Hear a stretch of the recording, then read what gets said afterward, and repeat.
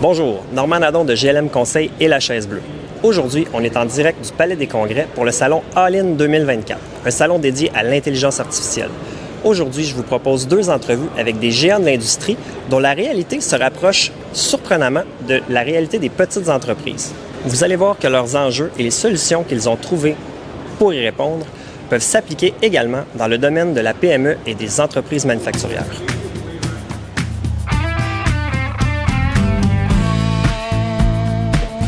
Donc, je suis avec Jennifer Laplante du Canada Ocean Supercluster et Rémi Duquette de Maya HTT, un ami du podcast La Chaise Bleue. On s'est rencontrés en Allemagne, pas moi directement, mais mes collègues. Vous venez de sortir de scène une superbe présentation sur votre collaboration. So I like the part where you talked about working as a team in such AI project. Can you elaborate on that? Yeah, Canada's Ocean Supercluster supports Canada's ocean economy, and like other parts of our overall economy in different sectors, is driven primarily by small and medium-sized enterprise. It's really hard for those companies who are experts in a completely different domain to suddenly go build out AI solutions and use them to be more efficient or maybe generate new revenue. So partnering with companies like Maya HTT can help a company expand its AI capabilities and then hopefully develop a new solution or product or service that will make them different and more competitive, or just simply make them more efficient. Thank you. And were there challenges involved in working as a community, as with multiple companies for the same project? Well, we support and invest just like Scale AI in companies coming together for projects. So there's always challenges. There could be different timelines, different expectations, and you run into challenges too, where people think they have more data, more capabilities than they do. Maybe something isn't as reliable as they thought it would be. So we tend to see that a lot with our project investments, that sometimes AI is just a little more complex than what someone initially thought. Maintenant, comment on peut traduire le projet que vous avez fait avec Canada Ocean Supercluster dans le domaine plus manufacturier? Parce que tu sais, nous, on représente plus ce domaine-là. Est-ce que ces technologies-là peuvent être facilement transférables? Oui, ben en fait, si on regarde les paquebots qui se promènent, c'est vraiment des petites usines. Okay? Ils ont tous les éléments complexes d'une opération industrielle qu'on peut retrouver dans une usine. Que ce soit des pompes, des génératrices, certains ils ont des convoyeurs. Il y a plein de choses qui se passent dans l'opération. Quand on fait le loading puis le unloading de différents composantes dans les paquebots, ben on va avoir tous les mêmes éléments en industrie. Fait quand on regarde la maintenance prédictive ou qu'on regarde l'économie d'énergie pour différents procédés, ben c'est vraiment les mêmes algorithmes ou la même compréhension des procédés qui vient en jeu. Et à ce moment-là, ben Maya, nous, c'est pour ça qu'on a été capable de se diversifier au niveau de la marine, parce que on a été capable de transposer ce qu'on avait appris en production manufacturière et l'appliquer aux mêmes éléments industriels d'opération en temps réel sur les paquebots. Pour d'autres fins au niveau, les besoins d'affaires sont un peu différents, clairement, mais la finalité au niveau de l'algorithme puis le data, c'est sensiblement les mêmes problématiques qu'on retrouve dans les paquebots ou autres. Mais comme Jennifer disait, vu que c'est un écosystème où il y a beaucoup de petites moyennes entreprises, notre valeur ajoutée, où on focus sur le data et l'IA par-dessus, c'est là où la compréhension de ces systèmes-là vient en ligne de jeu, puis qu'on aide beaucoup ces petites et moyennes entreprises-là, soit à se développer une petite capacité d'IA par eux-mêmes, et les accompagner dans ce cheminement-là, ou devenir leur partenaire d'IA pour qu'ils se développent plus rapidement. What are you the most enthusiastic or the most excited for the future for Canada's Ocean Supercluster? Canada's ocean economy is growing very, very fast and very, very broadly. So we expect by 2035, Canada's ocean economy is going to grow 5 times larger. But what that means is we really need to focus down hard on how we can use artificial intelligence to grow. That means new opportunities for people, all of our talent. We have great talent in Canada on AI. They can try something new that might be exciting and novel and unique because it's not being done anywhere else in the world. Ocean AI is not something that people write papers about and build organizations around. So I think that doubling down hard on the community we have here at Scale AI and All-in, and bringing them into the ocean sector is going to be great to help us really grow our economy efficiently, effectively, and make unique things. And do you believe we are world leaders in those areas? I think that we can be world leaders in those areas because there really isn't anyone doing it. So why shouldn't we be the world leader? Puis de ton côté, en AI, tu crois-tu que le Canada est le leader de quelque chose dans ce domaine-là? Ben, tout ce qui est au niveau de l'IA, comme j'ai dit, au niveau IA industriel, puis les opérations industrielles, on est clairement dans les leaders mondiaux au niveau de cette portion-là. Et la transplantation vers l'aspect marine, c'est sûr, puis tout ce qui est des vaisseaux qui vont se promener autour du monde, puis qui ont besoin d'IA pour mieux opérer, puis surtout au niveau de l'énergie, ça consomme beaucoup de mazout au niveau des gros vaisseaux et des gros paquebots. Fait que tout ça fait en sorte que je pense qu'au Canada, avec tout ce qui nous entoure d'eau et le fleuve Saint-Laurent, on parle de plus que 60 milliards de chiffres d'affaires qui transigent à travers ce cours d'eau-là. Les gens s'en rendent peut-être pas compte. On voit les belles baleines à Tadoussac, là, mais les bateaux qui passent, c'est parce qu'il y a 60 milliards de chiffres d'affaires qui se fait avec les États-Unis puis le Canada. Donc, tout ça fait en sorte que je pense qu'on va, comme Jennifer le mentionne, on est bien positionné pour devenir un leader mondial au niveau de la marine puis de l'IA en marine. Ça va prendre quelques projets, on va dire piliers pour y arriver, mais je pense qu'on est bien positionné. Really, thank you for your time. Thank you very much. Appreciate it. Merci beaucoup, Rémi. On est toujours à All In. On est présentement avec Elsa Brunel-Young, panéliste à la conférence et également gestionnaire chez Bombardier. Elsa, bienvenue au podcast de la Chaise Bleue. J'ai quelques questions pour toi. D'abord, j'aimerais savoir qui es-tu, quel est ton rôle chez Bombardier? Merci beaucoup, Rémi, de m'avoir invité. Ça fait plaisir d'être avec toi. Je suis Elsa Brunel-Young. Je suis directrice principale à Bombardier pour les produits digitaux et les produits qui vont sur l'avion à Bombardier. Là, aujourd'hui, ça va parler à la majorité de notre audience. On parle d'une grande compagnie, beaucoup de travailleurs. On est avec de la machinerie complexe. Je serais intéressé de savoir qu'est-ce qui t'a amené à All In, puis quelles sont les thématiques chez Bombardier qui suscitent votre présence dans un événement d'intelligence artificielle. Bien, en fait, comme tu l'as mentionné, j'ai eu la chance de faire partie d'un panel hier. Ça s'intitulait Le manufacturier l'IA. On a aussi des collègues de Bombardier qui sont ici pour en apprendre plus long sur l'IA et pour rencontrer d'autres compagnies qui sont dans le domaine. Donc, c'est un événement vraiment super intéressant. Pour ma part, sur le panel, on a pu parler de différents enjeux, différentes recettes à succès dans le manufacturier, justement, en tirant sur différentes technologies de l'IA. Là, on parle de technologie d'IA. On parle d'innovation. Ton rôle spécifiquement, c'est dans l'innovation à Bombardier. Ça ressemble à quoi de faire ça? Quels sont les projets qui t'animent ou les projets dont tu aimerais parler aujourd'hui? Mais en fait, parlant d'innovation, justement, ça fait partie de l'ADN de Bombardier depuis le début des temps, comme tu le sais. Je sais que tu as travaillé à Bombardier pendant un certain temps d'ailleurs. Donc, à Bombardier, on est toujours à la recherche de nouvelles façons d'innover. On veut aussi améliorer notre expérience client. Puis, dans ce contexte-là, on a commencé notre journey d'IA il y a à peu près 5 ans. Et puis, on s'est concentré sur des plus petits projets au tout début. On voulait vraiment apprendre qu'est-ce qui était l'IA et puis voir la valeur. Et puis, de là, on a grandi dans de plus en plus gros projets. Pour donner quelques exemples de catégories de projets où on est actif, il y aurait l'optimisation d'inventaire, l'optimisation des coûts. On fait aussi de la maintenance prédictive sur nos avions, mais aussi éventuellement, ça va s'appliquer sur nos équipements manufacturiers. En termes de gestion des connaissances et puis de résolution d'enjeux, de problématiques, il y a vraiment aussi beaucoup de potentiel avec l'avenue du Gen AI. Alors, on est actif dans ce domaine-là aussi. Beaucoup d'activités. Ouais, vous touchez à beaucoup d'aspects. Ce que tu as dit au début m'a vraiment interpellé. On a commencé avec des petits projets, on s'est fait la main, on a vu des opportunités, vous impliquez les gens dans la prise de décision. Ça, c'est ce que j'aimerais entendre tous mes clients dire. Commencer par des petits pas. Il y a des gains. Si on arrive avec, on va se rendre là, l'IA, ça peut faire ça, puis la fameuse hype.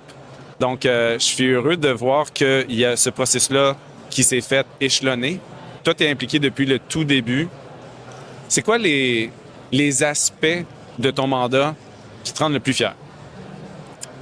Mais en fait, on a commencé effectivement plus dans l'aftermarket, donc le service après-vente. C'était une place justement où on est près des clients, on voyait des besoins très clairs que nos clients avaient. Puis pour nous, l'IA, c'est pas une fin en soi. On utilise l'IA pour accélérer nos plans stratégiques et comme j'ai mentionné, l'amélioration de l'expérience client, c'est vraiment important pour nous. Puis c'est pour ça qu'on a commencé dans le service après-vente. Alors, une des réalisations dont je suis très fière, c'est vraiment notre programme d'acquisition de données qu'on appelle SmartLink Plus. En fait, les avions d'affaires, ce sont des machines très, très, très complexes qui produisent beaucoup de données naturellement. Ça fait des années que c'est comme ça, mais les données sont plus ou moins dormantes. Elles sont statiques sur l'avion. Donc, pour faire de l'IA, pour faire des choses comme la maintenance prédictive, on devait avoir accès à cette information-là de façon live. Et puis, on a utilisé une technologie genre IoT, mais qu'on a développée avec un fournisseur spécifiquement pour les avions bombardiers.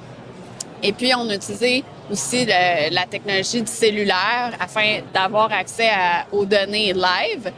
Puis, avec ça, on a pu justement prendre les données de l'avion live, appliquer de l'intelligence là-dessus et puis donner des recommandations à nos clients qui, normalement, il n'y aurait vraiment pas eu la chance d'avoir sans justement envoyer un humain à l'avion, downloader l'information puis essayer de se casser la tête à figurer toutes ces données-là.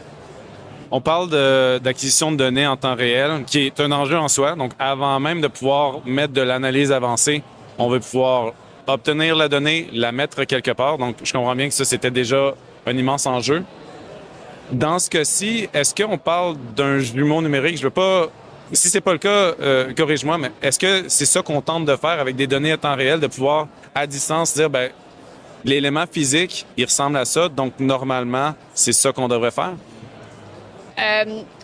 La maintenance prédictive peut être catégorisée comme une forme de jumeau numérique. En fait, notre objectif, ultimement, c'est de prédire quand est-ce qu'une pièce d'avion va avoir besoin d'être réparée ou remplacée avant même que ça se produise. Ça, c'est vraiment pour aider nos clients à être plus proactifs dans la maintenance de leurs avions.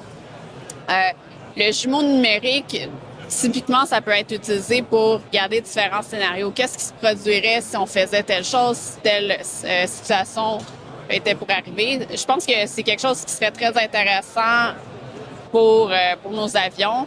On n'est pas présentement actif dans ce domaine-là, je dirais, mais on se concentre sur vraiment des besoins que nos clients ont présentement. Moi, je trouve ça vraiment intéressant que vous ayez démontré déjà, OK, un parcours sur 5 ans, on fait l'approche des petits pas. Excellent, tu as nommé tantôt. Optimisation d'inventaire également, puis aussi du travail au niveau des ventes. Donc, améliorer le service après-vente, donc fournir de l'information que vos clients n'auraient pas accès. Mais les ventes, ça, tout le monde va se reconnaître là-dedans. Comment on fait pour améliorer les ventes? Vous avez fait quoi dans ce domaine-là? En fait, justement, l'IA nous aide à transformer la façon dont on est capable de faire des recommandations à nos clients d'un point de vue vente. On est capable maintenant de leur proposer quelles pièces d'avion ils devraient acheter ensemble alors qu'ils planifient une maintenance d'avion. Si on pense à Amazon, quand on achète quelque chose, on se fait donner des recommandations, mais pour les avions, c'est pas aussi simple que ça. C'est quand même très complexe de savoir qu'est-ce qui va ensemble, puis si on est pour faire une maintenance, quelle pièce pourrait être en besoin de maintenance. Alors là, justement, avec l'IA, on est capable de générer des recommandations pour nos vendeurs, mais aussi pour nos clients par l'entremise de notre plateforme de commerce en ligne. Puis ça aide à sauver beaucoup de temps, non seulement à nos vendeurs, mais ça sauve du temps à nos clients au lieu de faire des heures de recherche, puis potentiellement avoir des surprises. Justement, l'IA aide à faire ces recommandations-là. Puis, au point de vue du Gen AI, là aussi, on commence à être actif à utiliser cette technologie pour aider nos vendeurs à avoir un portrait plus global des besoins de nos clients, en connectant plus d'informations tout au long de leur parcours, leur ownership journey, qu'on appelle. Ça ressemble finalement à, je sais pas si vous utilisez ce terme-là, augmenter le potentiel de vos employés. Finalement, dans certains cas, c'est qu'ils soient plus rapides, mais dans certains cas, c'est aussi qu'ils aient accès à plus d'informations pour prendre une meilleure décision. C'est bien ça? Tout à fait. Tu l'as bien dit, c'est vraiment une augmentation du niveau d'information, une augmentation du niveau de connexion qu'on est capable de faire entre les informations, puis ultimement faire des décisions de façon éclairée avec beaucoup plus de contexte et d'analyse qui va à l'arrière de ça. Donc, on peut être plus efficace et puis plus proactif. Puis, ultimement, c'est nos clients qui bénéficient de ça. Une dernière question avant de te laisser aller. Je me demandais, là, on est autour de la table, on a des gens qui se demandent « Ah, je fais-tu l'IA? Comment je me mets à comment je vais faire pour commencer ça? » Puis, ils disent « Elsa, toi qui le fais, ça fait 5 ans que tu es là-dedans. Qu'est-ce que tu me recommandes de faire et de ne pas faire? » Ben, premièrement, il faut commencer quelque part.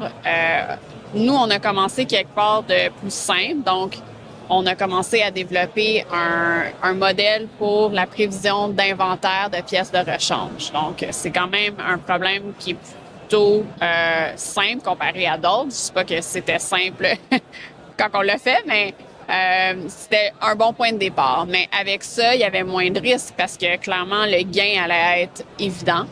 Puis, donc, ça nous a aidé à en apprendre sur l'IA, ça nous a aidé à aussi bâtir la confiance des gens.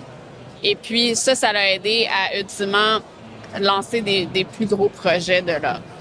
Peut-être d'autres conseils, une fois que ton projet est approuvé, tu veux avoir accès à l'information. Donc, être prêt à acquérir cette information-là, s'assurer qu'elle est dans un état pour être utilisé pour l'IA, c'est important aussi. Puis, ultimement, il faut aussi penser à l'adoption parce que si on développe une belle technologie, mais qu'au final, il n'y a personne qui veut s'en servir, ben on n'est pas plus avancé. Donc, nous, on a trouvé beaucoup de succès dans l'implication des leaders et de leurs équipes qui voulaient résoudre des problèmes d'affaires, qui voulaient justement avoir un changement.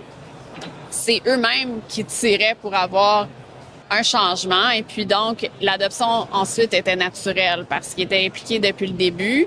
Ils comprenaient comment l'IA fonctionnait. Donc, c'est pas un mystère, une boîte noire. Donc, ils avaient la confiance, justement parce qu'ils l'avaient développé, ils l'avaient testé. Ultimement, il y avait la confiance des recommandations qui étaient générées. Donc, puis peut-être juste un dernier conseil, c'est de pas faire ça tout seul.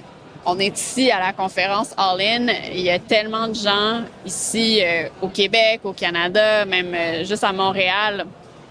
Il y a beaucoup d'experts en IA. J'invite tout le monde à étendre leur réseau, puis vraiment de pas s'engager dans cette voie sans être bien entouré avec des experts qui s'y connaissent en IA. Génial. Donc, j'adore le message de la fin. On vise sur un ROI qui est clair. On veut bien s'entourer. On a de l'expertise ici. Puis, on veut s'assurer qu'on a des champions en entreprise qui sont des porteurs de projets. C'est ce qu'on aime entendre également. C'est ce qu'on rappelle à nos clients. Puis, les gens ici, j'ai parlé à plusieurs fournisseurs de services en IA. C'est le message qui résonne à nouveau. Donc, clairement, une histoire à succès. Elsa, merci de ton temps. Je suis convaincu qu'il y a beaucoup de gens, nos auditeurs, qui vont se reconnaître dans ton parcours. Tu es panéliste, tu es souvent dans des événements comme ça. Donc, peut-être que ton téléphone va sonner encore plus suite à notre entrevue. Merci d'avoir pris le temps. Bien, merci à toi. Bonne journée. Bonne journée.